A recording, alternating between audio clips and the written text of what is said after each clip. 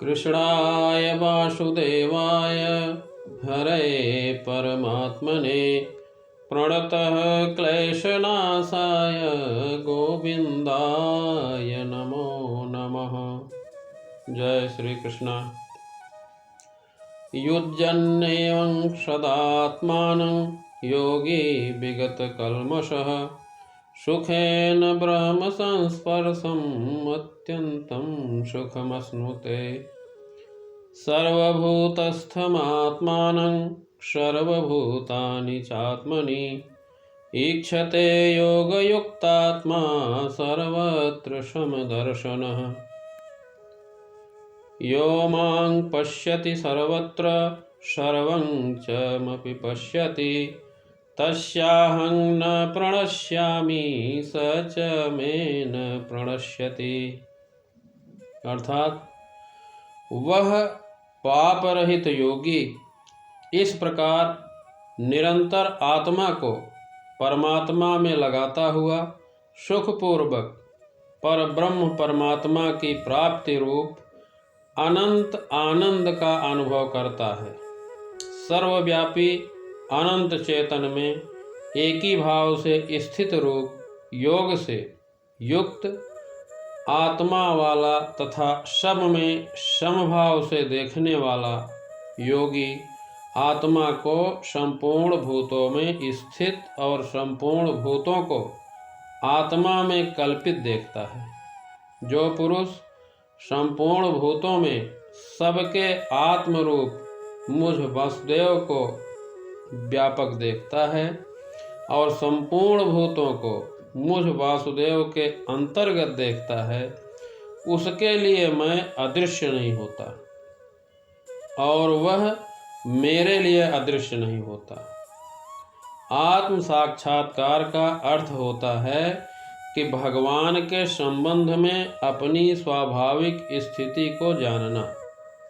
जीव भगवान का अंश है और उसकी स्थिति भगवान की दिव्य सेवा करते रहना है।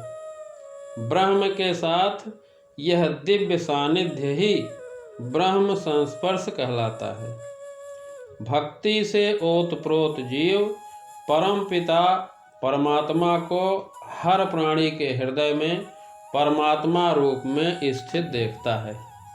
अपने परमात्मा रूप में भगवान एक ब्राह्मण तथा एक कुत्ते दोनों के हृदय में स्थित होते हैं।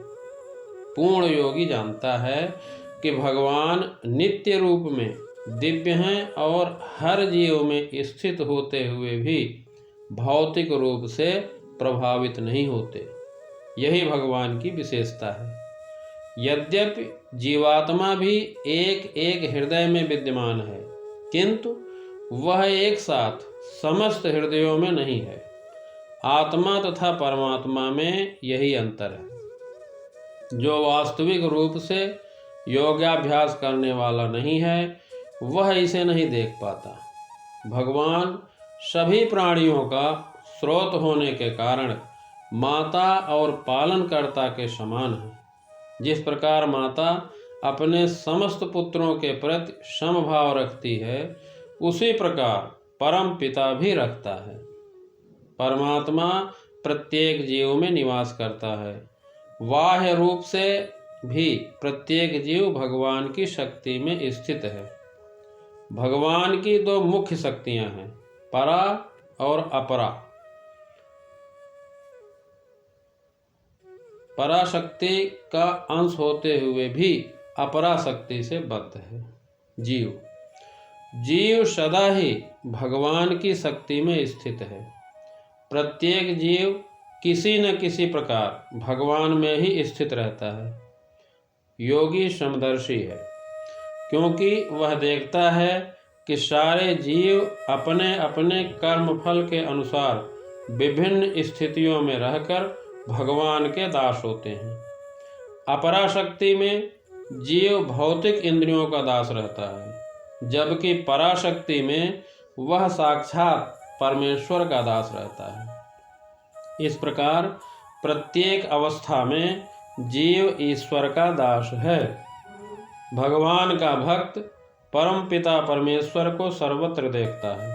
हर जगह ईश्वर की अनुभूति होती रहती है और सारी वस्तुओं को भगवान में ही देखता है। ऐसा मनुष्य भले ही प्रकृति की पृथक पृथक अभिव्यक्तियों को देखता प्रतीत हो, किंतु वह प्रत्येक दशा में कृष्ण भावनामृत से अवगत रहता है कि प्रत्येक वस्तु भगवान की ही शक्ति की अभिव्यक्ति है। भगवान के बिना कोई अस्तित्व नहीं है और भगवान ही सर्वेश्वर हैं। भक्त प्रेम में भगवान से पूरित हो उठता है, उसके लिए भगवान ही सब कुछ हो जाते हैं। तब भगवान और भक्त के बीच अंतरंग संबंध स्थापित हो जाता है।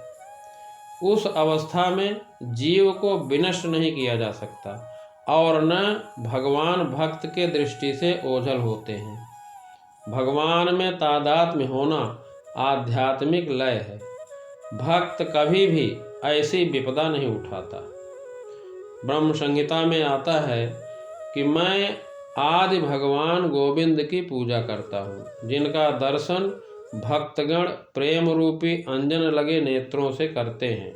वे भक्त के हृदय में स्थित श्याम सुंदर रूप में देखे जाते हैं। इस अवस्था में न तो भगवान अपने भक्त की दृष्टि से ओझल होते हैं और न भक्त ही उनकी दृष्टि से ओझल हो पाते हैं। यही बात योगी के लिए भी सत्य है, क्योंकि वह अपने हृदय के भीतर परमात्मा रूप में भगवान का दर्शन करता रहता है। ऐसा योगी शुद्ध भक्त बन जाता है और अपने अंदर भगवान को देखे बिना एक क्षण भी नहीं रह सकता। जय श्री कृष्ण।